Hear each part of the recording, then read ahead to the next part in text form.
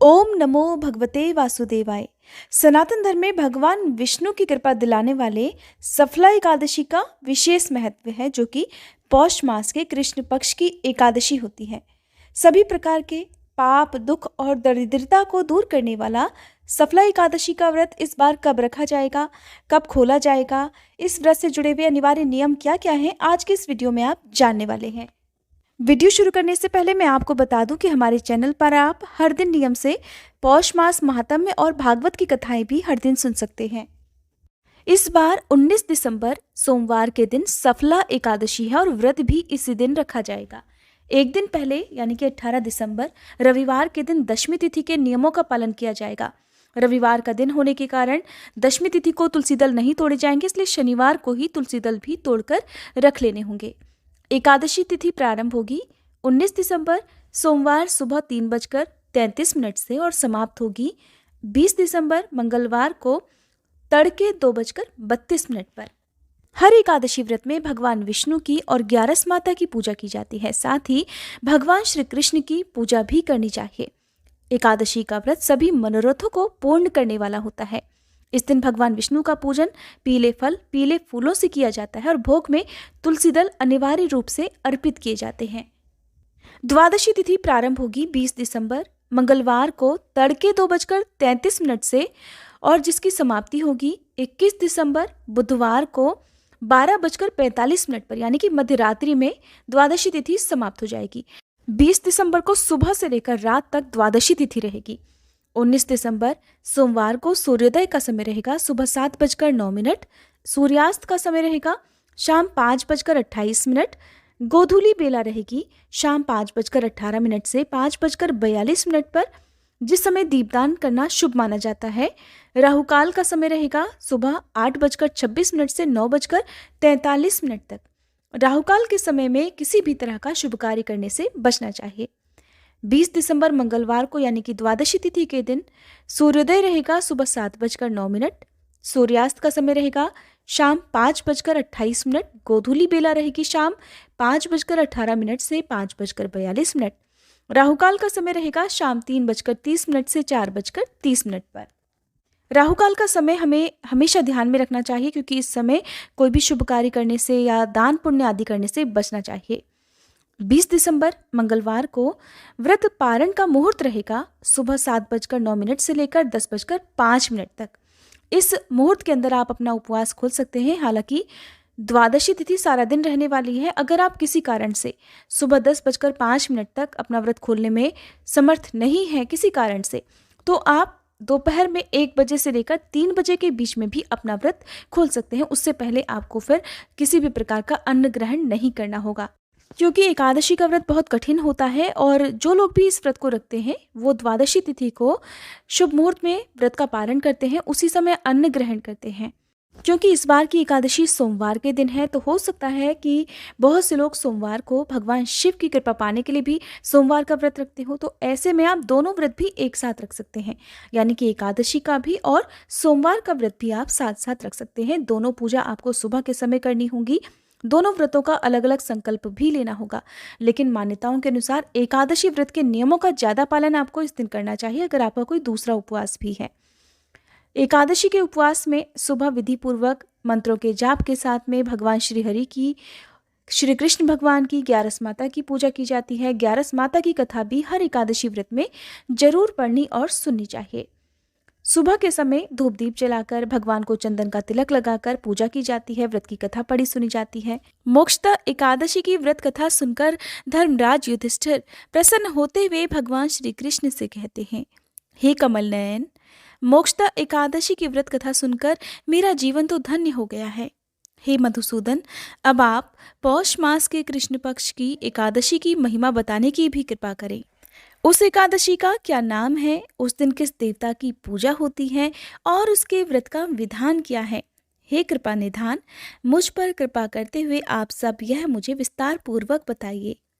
धर्मराज की जिज्ञासा सुनकर भगवान श्री कृष्ण उससे कहते हैं, हे कुंती पुत्र, तुम्हारे प्रेम के कारण मैं तुम्हारे प्रश्नों का विस्तार सहित उत्तर देता हूँ। अब तुम इस एकादशी व्रत का महात्म्य सुनो। हे धर्मराज, इस एकादशी के द्वारा भगवान श्री हरि को शीघ्र ही प्रसन्न किया जा सकता है। पौष मास के कृष्ण पक्ष की एकादशी का नाम सफला है और इस एकादशी के आराध्य देव श्री नारायण हैं। इस एकादशी के दिन श्रीमन नारायण जी की विधि के अनुसार श्रद्धापूर्वक पूजा करनी चाहिए। हे धर्मराज, इसे सत्य जानो कि जिस तरह नागों में शेषनाग, पक्षियों में गरुड़, ग्रहों में सूर्य चंद्र, यज्ञों में अश्वमेध और देवताओं में भगवान श्री हरि श्रेष्ठ है, उसी प्रकार सभी व्रतों में एकादशी व्रत सर्वश्रेष्ठ है। हे धर्मराज, एकादशी का व्रत करने वाले व्यक्ति भगवान श्री हरि को अति प्रिय होते हैं। इस एकादशी में नींबू, नारियल, नैवेद्य आदि अर्पण करके भगवान श्री हरि की पूजा करनी चाहिए। साथ ही मनुष्य को 5 सहस्त्र वर्ष तपस्या करने से जिस पुण्य का फल प्राप्त होता है, वही पुण्य श्रद्धापूर्वक रात्रि जागरण सहित सफला एकादशी का उपवास करने से मिल जाता है। हे धर्मराज, अब तुम सफला एकादशी की कथा भी ध्यानपूर्वक सुनो। प्राचीन समय में चंपावती नगरी में महिष्मान नाम का एक राजा राज्य करता था। उसके 4 पुत्र थे और उसका सबसे बड़ा पुत्र, जिसका नाम लुम्पक था, वो सबसे बड़ा महापापी और दुष्ट था। वह हमेशा पर स्त्री गमन में तथा वेश्याओं के यहाँ जाकर अपने पिता का धन खर्च किया करता था। देवता, ब्राह्मण, वैष्णव आदि सुपात्रों की निंदा करके वह बड़ा प्रसन्न हुआ करता था। सारी प्रजा उसके कुकर्मों से दुखी थी, परंतु युवराज होने के कारण सब चुपचाप उसके अत्याचारों को सहन करने के लिए मजबूर थे और किसी में भी इतना साहस नहीं था कि कोई राजा से उसकी शिकायत कर सके। परंतु कहते हैं कि बुराई अधिक समय तक पर्दे में नहीं रह पाती। एक दिन राजा महिष्मान को लुम्पक के कुकर्मों का पता चल ही गया। तब राजा बहुत क्रोधित हुआ और उसने लुम्पक को अपने राज्य से निकाल दिया। पिता द्वारा त्यागते ही लुम्पक को और सभी ने भी त्याग दिया। अब लुम्पक सोचने लगा कि मैं क्या करूं, कहाँ जाऊं। अंत में उसने रात को पिता के राज्य में चोरी करने की भी ठान ली। अब वह दिन में तो राज्य से बाहर रहने लगा, लेकिन रात होते ही अपने पिता की नगरी में जाकर चोरी और अन्य बुरे काम करने लगा। रात में वो जाकर अपने ही नगर के निवासियों को मारता और उन्हें कष्ट दिया करता। फिर दिन में वह वन में निर्दोष पशु पक्षियों को मारकर उन्हें खा जाया करता था। कभी कभी रात में जब वह नगर में चोरी आदि करते पकड़ा भी जाता, तो राजा के डर से पहरेदार उसे छोड़ दिया करते। कहते हैं कि कभी कभी अनजाने में भी प्राणी ईश्वर की कृपा का पात्र बन जाता है, चाहे वो कितना भी पापी क्यों ना हो। ऐसा ही कुछ लुम्पक के साथ भी हुआ। जिस वन में वह रहता था, वह वन भगवान श्री हरि को बहुत प्रिय था। उस वन में एक प्राचीन पीपल का वृक्ष था और उस वन को सभी लोग देवताओं का क्रीड़ा स्थल मानते थे। ऐसा मानते थे कि उस वन में सभी देवी देवता वास करते हैं। वन में ठीक उसी पीपल के वृक्ष के नीचे महापापी लुम्पक रहने लगा था। कुछ दिन के बाद पौष मास के कृष्ण पक्ष की 10वीं तिथि के दिन वस्त्रहीन होने के कारण लुम्पक तेज ठंड से बेहोश हो गया। ठंड के कारण वो रात भर सो नहीं पाया। उसके हाथ पैर मारे ठंड के अकड़ गए थे। बड़ी मुश्किल से रात बीती, किंतु सुबह सूर्य उदय हुआ तब भी उसको होश नहीं आया। वो ज्यों का त्यों अकड़ा हुआ पड़ा रहा। सफला एकादशी की दोपहर तक वह पापी मूर्छित होकर ऐसे ही पड़ा रहा। जब सूर्य के तपने से उसे थोड़ी गर्मी मिली, तब कहीं जाकर उसे दोपहर में होश आया। अब वो अपनी जगह से उठकर किसी प्रकार चलते हुए वन में भोजन की खोज में घूमने फिरने लगा। उस दिन वह शिकार करने में असमर्थ था, क्योंकि रात भर का भूखा प्यासा और ठंड से अकड़ा हुआ बदन किसी भी प्रकार का शिकार नहीं कर सकता था। तब उसने सोचा कि शायद आज तो मुझे जंगल के फलों से ही गुजारा करना होगा। इसलिए उसने जमीन पर गिरे हुए फलों को बीना और उन्हें लेकर पीपल के वृक्ष के नीचे आ गया। तब तक सूर्य अस्त होने का भी समय हो चुका था। भूखा होने के बाद भी वो उन फलों को नहीं खा सका, क्योंकि कहाँ तो वो रोज जंगली जानवरों को मारकर उनका मांस खाता था और आज कहाँ उसे खाने में केवल फल ही मिले, और उसे फल खाना बिल्कुल भी अच्छा नहीं लगता था। इसलिए उसने उन फलों को उस रात तो पीपल की जड़ के पास रख दिया और दुखी होकर कहने लगा, हे प्रभु, ये फल आपको ही अर्पण हैं। इन फलों से तो केवल आप ही तृप्त होइए। ऐसा कहकर वो रोने लगा और रात को उसे नींद नहीं आई। अब वो सारी रात पीपल के वृक्ष के नीचे बैठा हुआ रोता रहा। इस प्रकार उस महापापी से अनजाने में ही एकादशी का उपवास हो गया।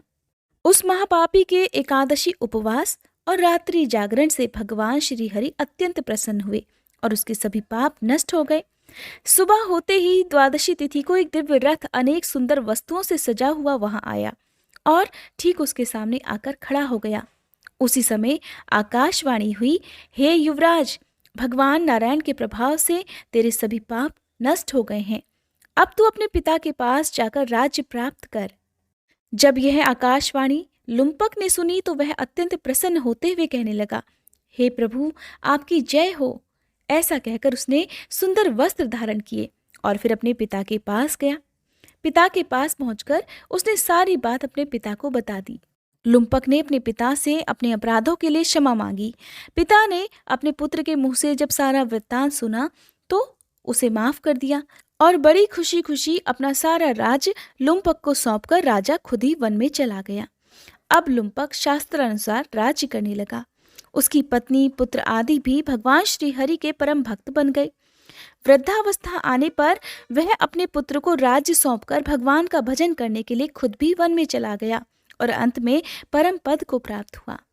हे धर्मराज, जो मनुष्य श्रद्धा और भक्ति पूर्वक इस सफला एकादशी का उपवास करते हैं, उनके सभी पाप नष्ट हो जाते हैं और अंत में मोक्ष की प्राप्ति होती है। हे धर्मराज, जो मनुष्य इस सफला एकादशी के महात्म्य को नहीं समझते, उन्हें पूंछ और सींगों से विहीन पशु ही समझना चाहिए। सफला एकादशी के महात्म्य को पढ़ने अथवा सुनने से प्राणी को राजसूय यज्ञ के समान फल प्राप्त होता है। इस प्रकार कहते हैं कि कोई भी मनुष्य अगर अज्ञानता वश भी प्रभु का स्मरण एकादशी के दिन कर ले तो उसे पूर्ण फल की प्राप्ति हो जाती है। कहते हैं बड़े से बड़ा पापी भी अगर सच्चे मन से अपने पापों की क्षमा मांगे तो भगवान उसके बड़े से बड़े पापों को भी क्षमा कर देते हैं, जैसे कि लुम्पक जैसे महापापी के पापों को भगवान श्री हरि ने क्षमा कर दिया था और उसे वैकुंठ लोक का अधिकारी बना दिया था। ये थी सफला एकादशी की व्रत कथा। उम्मीद करती हूँ आज की ये वीडियो आपको पसंद आई होगी।